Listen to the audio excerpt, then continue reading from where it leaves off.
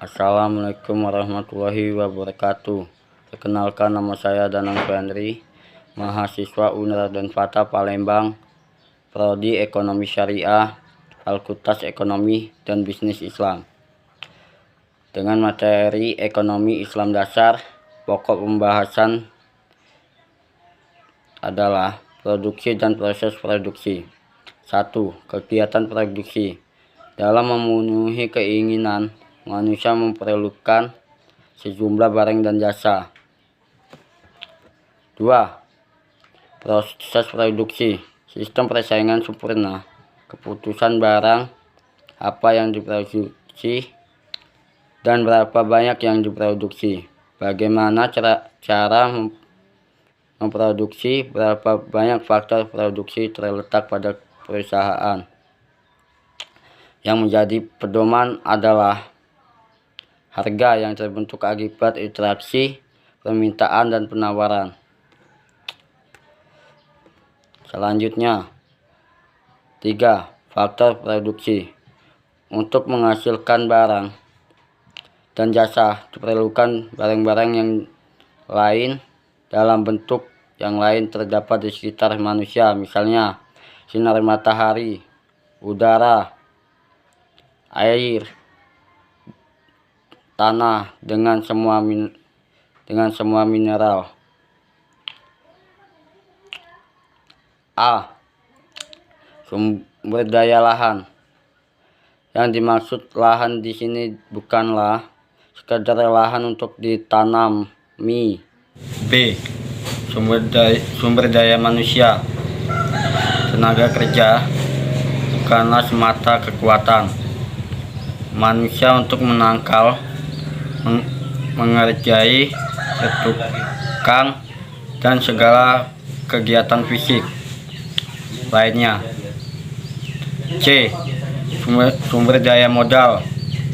Modal adalah segala sesuatu yang dihasilkan oleh manusia dengan maksud menghasilkan barang dan jasa yang diperlukan oleh masyarakat, misalnya jalan, peralatan industri, dan lainnya. D. Sumber daya kewirausahaan atau kemampuan tata laksana atau skill. 3 pelaksana produksi di atas adalah faktor produksi stable atau dapat diraba.